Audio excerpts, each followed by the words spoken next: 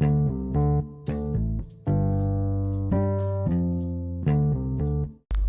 is up? What is going on? Dave at SVA Baseball Card Collectors. And if you're a Game of Thrones fan like I am, holy shnikes. Wow. All I gotta say. Now,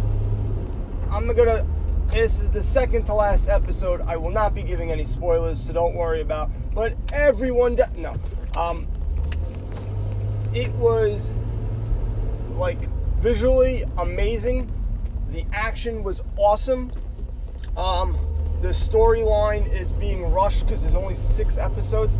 They should have just made this season longer, and I think the progression would have been better for certain stories and certain storylines. And if you watched it, you would know what I'm talking about. It just seems very rushed for everything, and people who were very clever and smart, and it was so deep and intricate, all of a sudden are very shallow, and because there's not enough time. There's just not enough time for the plot. So it definitely shows that these are not coming from the books and that these are coming from movie or television writers, because they like to speed things up a little bit. All right, you got it. Let's go, move on. So it was an excellent show, though. I liked it. I know some people probably hate it, but everyone's going to hate stuff anyway, so it is what it is. So I did a podcast on Sunday. Wasn't as popular as my other ones, but I wasn't expecting it since it was Mother's Day. Just to recap, really, I won an auction at Sirius, and I finally got a Roberto Clemente, a 1961 PSA 8.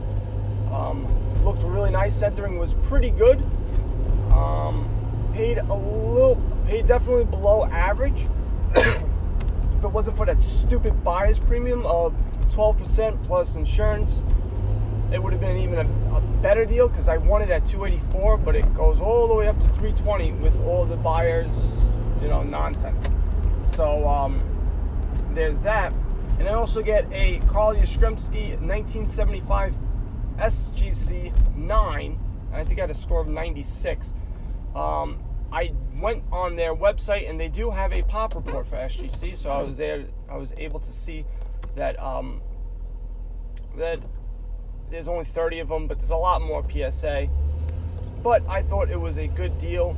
I think I won it at $53, I think, all in. I'm not 100% sure. I think 53 plus the premium, so it's probably around $60. I think the card sells for around $85, $90, right around there. So I definitely got a good deal. I thought, and this is what I preach, but I don't always practice.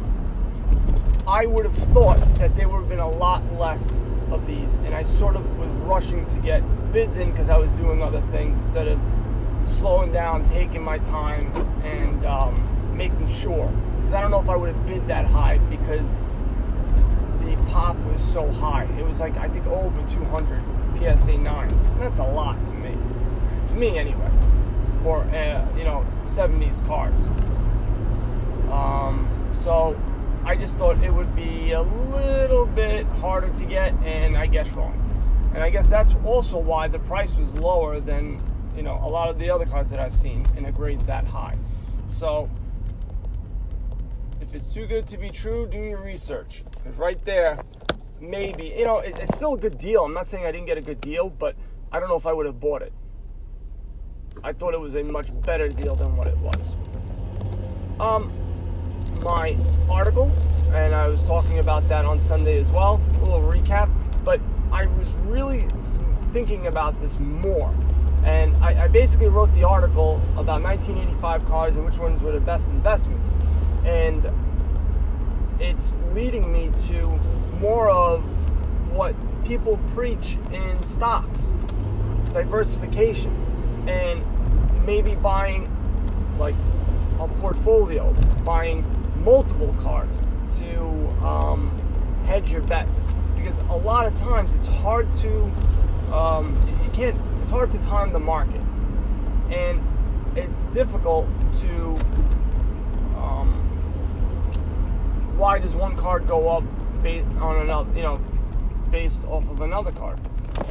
there's some factors, as in guys getting into the Hall of Fame, or not going to be a Hall of Famer, or finally not eligible.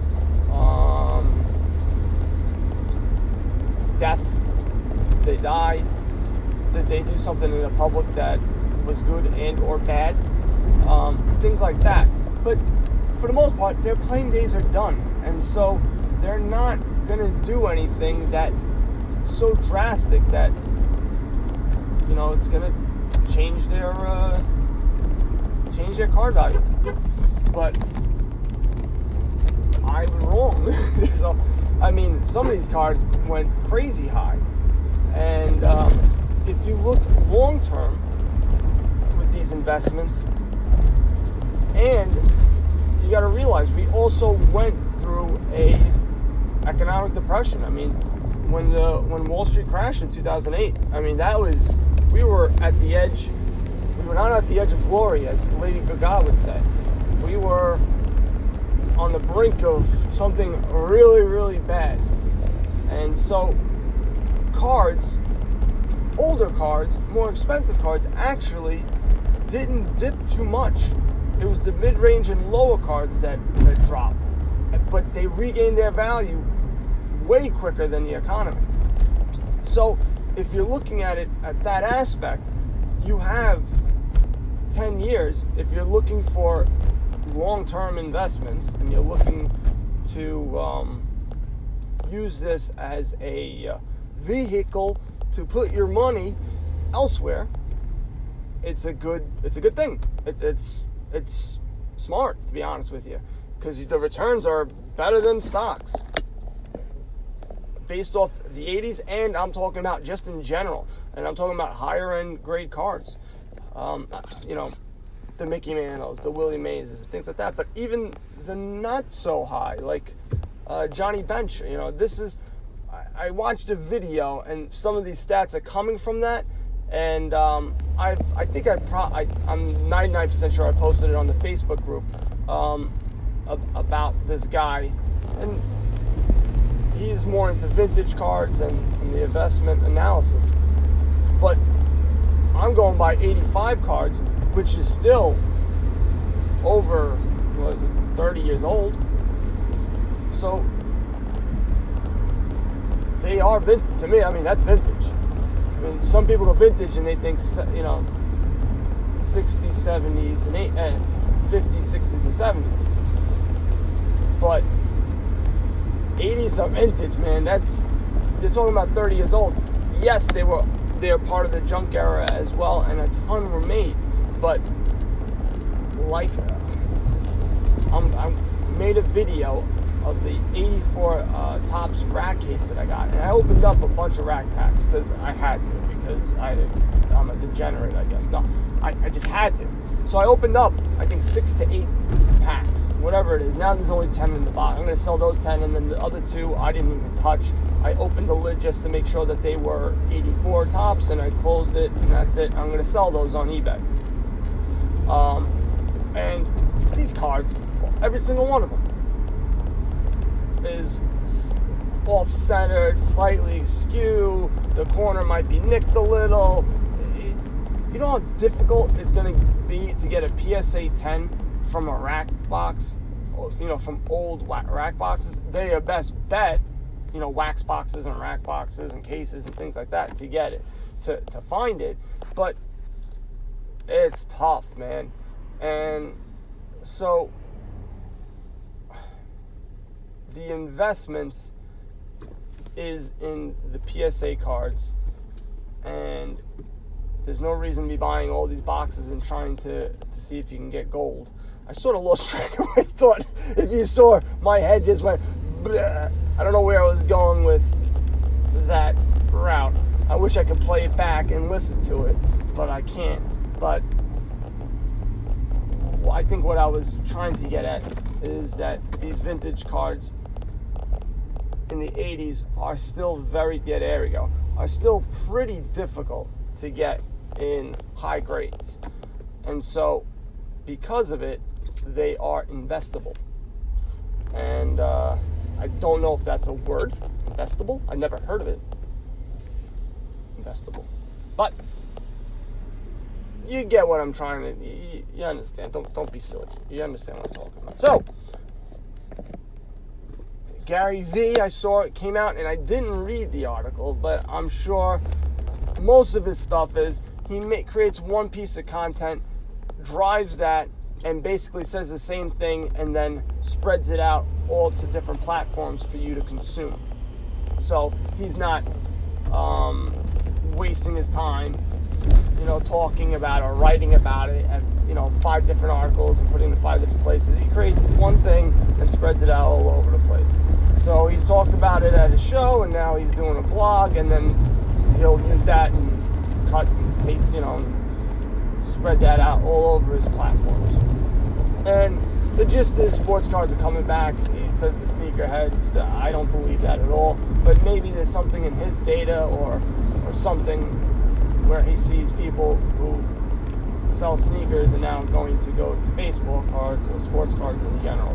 I just don't see that being the driving force. That may be, but I think the driving force is going to be people my age having and wanting to get back into collecting, and then maybe having kids and then trying to get them into collecting. But it'll be the people who now have money driving this. That's where it is.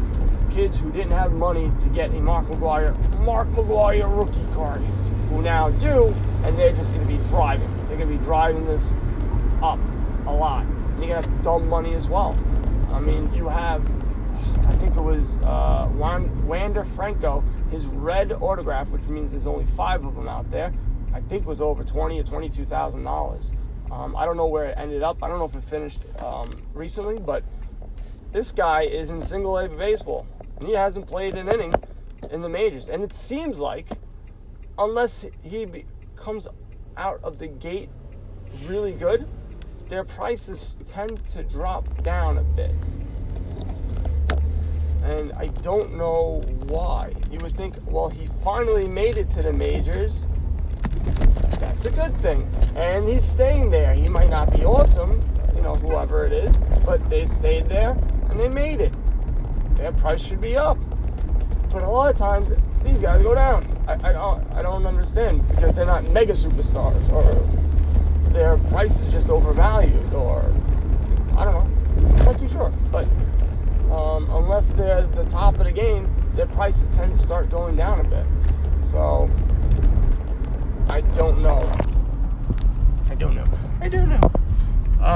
I am at my job, so you know what that means. I have to skedaddle. SVA Baseball Card Collectors is my Facebook group. Head over there. SVA BB Collectors on Instagram, also on YouTube. Hopefully I get a video out to you guys shortly, and I will see you tomorrow. Buy cards and go broke, people. Later.